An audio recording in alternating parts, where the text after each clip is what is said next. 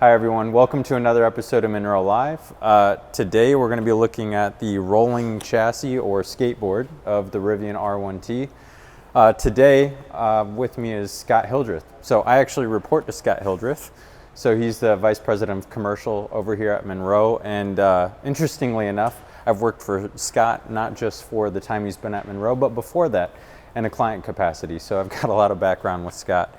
I know when Scott and I were first looking at this before we even separated the rolling chassis or skateboard and body, some things started to jump out at us relative to experience looking at conventional body on frames and just some of the way they executed the architecture. So Scott, maybe you could get us started. When you look at this, what are some of your first impressions? What kind of stands out to you? Well, certainly the first thing that jumps out is kind of, the overall skateboard concept, right? And they really have taken it at its word, right? So here you got what would look like, I think, a pretty typical sort of frame for a pickup truck when you just first glance at it, right? But you notice here we got some things that are kind of missing, right? So in a normal pickup truck, you tend to have kind of what's called a ladder frame. So you look here and we have this big open space here. So they've done I'll say something really interesting here. They've kind of opened it up. We don't have the cross members, right? So kind of the result of that is you're going to lose a lot of, I'll say, especially some of your torsional rigidity that you would normally have in the frame. But they're going to pick that back up because we'll talk a little bit later about how they mount the body to this thing. But what it's really allowed them to do is we took some measurements. We were looking at this the other day, and we kind of noticed that the spacing looked really wide compared to what we would see in a normal light-duty pickup truck. And Jordan went off and he took some measurements, and essentially what we were able to see is that inside of frame rail to inside of frame rail, we're about 9 inches wider on the Rivian than what we see on, I'll say, a normal light-duty pickup truck. Several of us have trucks, and we kind of went out there and took some measurements. And so, that's a huge amount of packaging space for them in terms of packaging that battery pack. And like I said, without the cross members, you sort of have this big uninterrupted space. So they're able to really, do the 2-layer kind of module pack without any impingement from any kind of structure from the frame itself. Yeah, it's kind of impressive, and furthermore, not just did they gain more space, they gained more space on a narrower application. So roughly, as Scott mentioned, they gained about 9 inches in the center, but bear in mind, that's with the sill-to-sill measurement. So on the body structure, I measured from the outboard side of the sill, or the nearest point that you would touch as the customer getting into the vehicle, side to side, and the Rivian is roughly 5 inches or 125 millimeters narrower, and yet as far as the functional package for the battery pack, they gained 9 inches or 225 millimeters. So that's, in terms of packaging, like Scott would probably be the first one to tell you, everything's a compromise, and to garner that much space on a vehicle, an 1 inch is a big deal, 25 millimeters, let alone 9. So that's pretty massive. And frankly, to me, when I look at this, I had a lot of questions, still do, but I had a lot of questions when I started looking at this. Like, it seemed as though they were losing out on a lot of efficiencies by having a separate frame that's not isolated to the body. And I believe a lot of that is still true. But if I were to say, well, what are the pros of that? I think the battery package and some of the packaging space in here is one of the pros. Yeah, so they're going to, what they're going to do is then, because what's different than a normal pickup truck, usually those are body on frame, right? And a body on frame, normally that body is sitting on, kind of engineered rubber elements, isolators that separate the frame to the body. You can, pick up a lot of extra isolation and improved MVH. There's a lot of reasons to want to do that. Now, Rivian's chosen not to do that. So they've essentially taken that body in white and they hard mount it right here. Now, you lose some of that isolation, but what they pick up is all of the structural rigidity from that body is now essentially just planted right here and bolted right onto the frame. That's what helps them get rid of all this stuff here in the middle. So, it's a big enabler for them to be able to, once again, pick up a huge amount of packaging space for their battery pack here. Well, and I think some of the inefficiencies of doing this and not having those isolators is the way that they mount it must be, I'll say, more intensive, right? And so that means more fasteners per unit length because the hard elements, right, the body and the frame are so much closer together. They need to control that distance in a more structural manner. And so if you were to look at a conventional body on frame application, the mounts that Scott was referring to are typically outboard of the frame. We would refer to them as perch mounts, where those isolators sit in. And there would be anywhere, depending on the cab and bed configuration, between 12 and maybe 18 of those mounts on a ladder frame. And they would have one bolt per mount. So, 18 fasteners would not be uncommon to find in an application that would be on one of this vehicle's competitors. But when we counted all the fasteners that join this frame to that body, we were over 100. So literally a order of magnitude more on this vehicle in terms of the number of fasteners to join the two. In addition to the fact that, especially on the front end, as we look at the shock tower, and I would call this like the apron coming down from the shock tower, they had multiple brackets and then even some cast iron brackets down here that were acting as tire catchers. So that's from an impact perspective for small overlap rigid barrier more than likely. So not only did they have 100 fasteners, they also had brackets to supplement the joining of those two. Well, and you can see in some of the places, they've applied, and I don't know what it is, some kind of a compound that's got to be like an anti-itch, right? So if you're mounting a metal body right on top of this metal frame, you certainly don't want to get any creaking, but you can see places where it's had difficulty wetting out, but that wouldn't be a surprise, right? In terms of trying to build let's just call it a flat body to a flat frame and get everything to align would be kind of difficult in this instance. But you can see here where there's two levels of fastening. So the body is decked down, right? Slides down here and sits like this. And then there are bolts that come from underneath that I think also bolt through parts of the pack, the outer structure of the pack. And then there are bolts that are coming from the top down into the frame. Just even alignment issues could be some issues for them. But that's what drives all these fasteners. So you start to see is like lots of fasteners. That's going to help contribute to the overall stiffness. The thing we haven't talked about yet is some of the other requirements that the vehicles have to meet, like side impact, this FMVSS 214.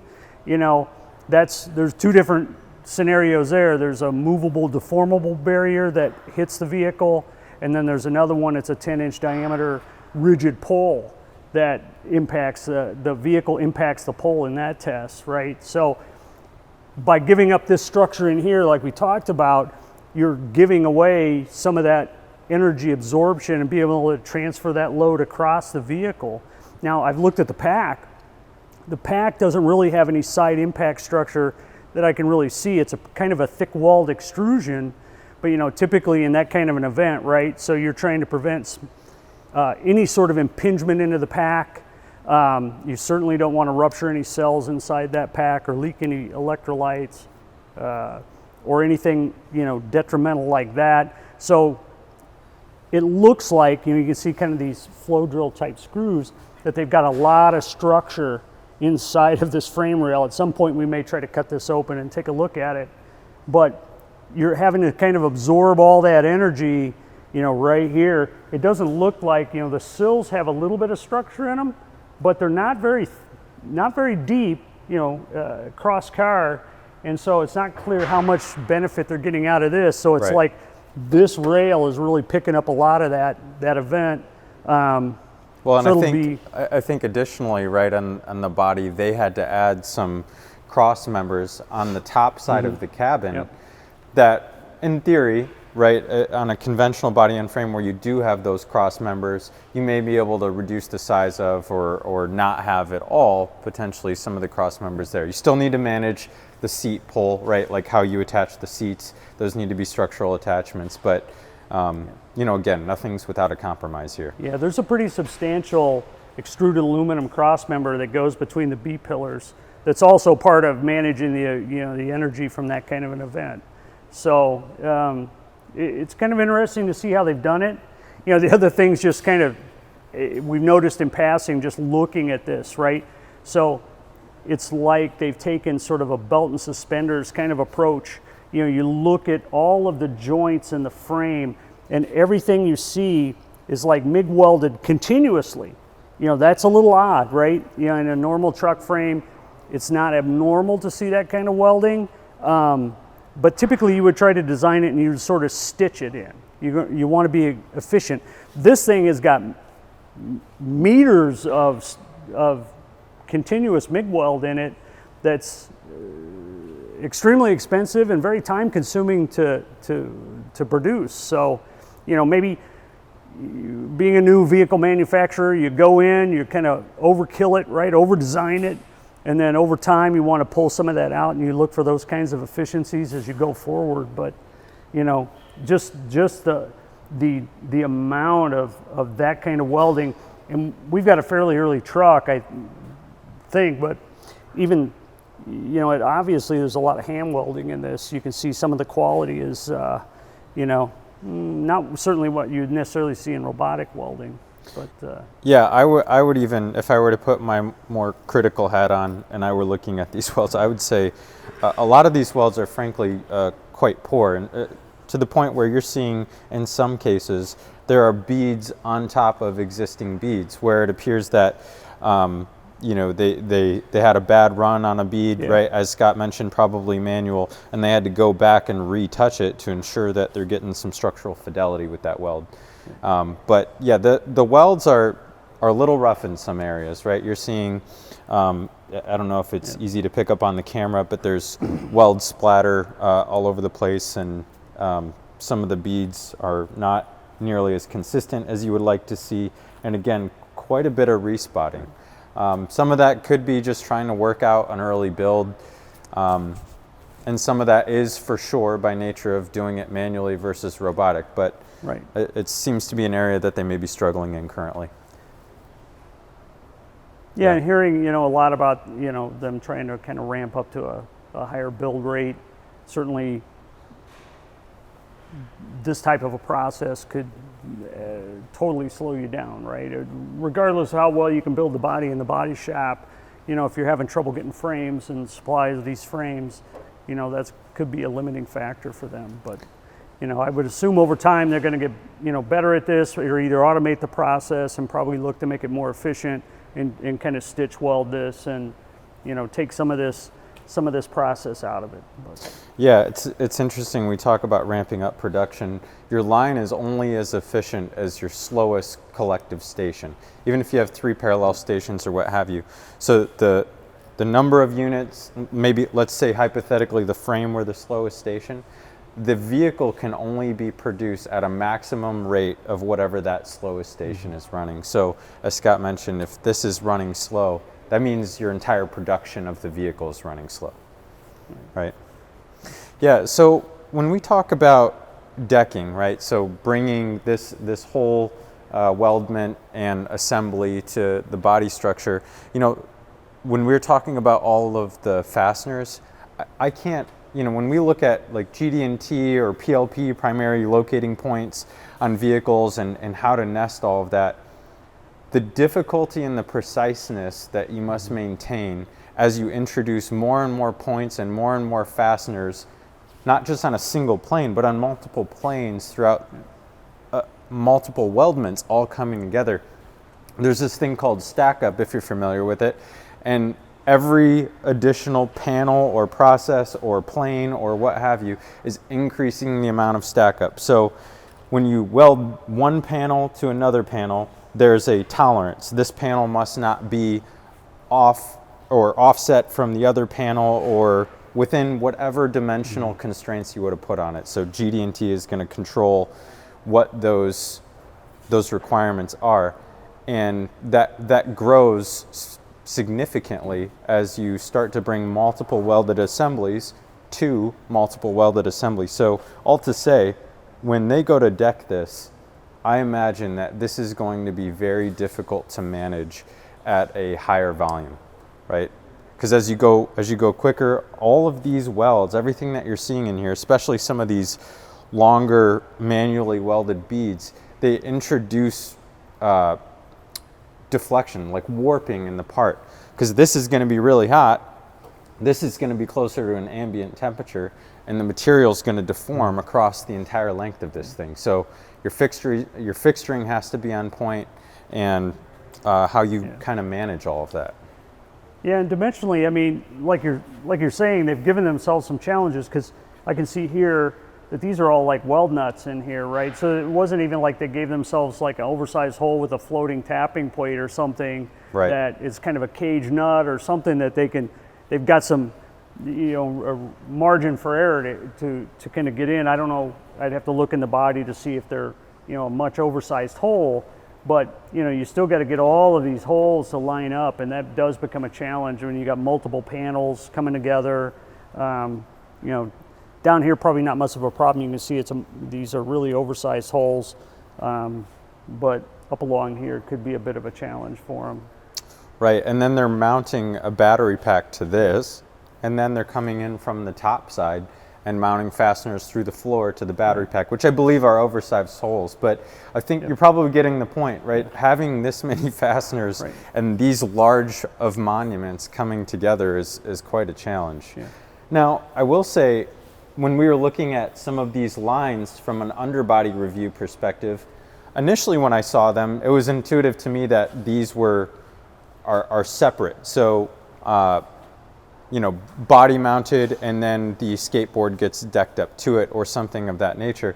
But then upon starting to tear the vehicle down, we saw that the lines are actually PIA, or part in assembly, with the whole skateboard.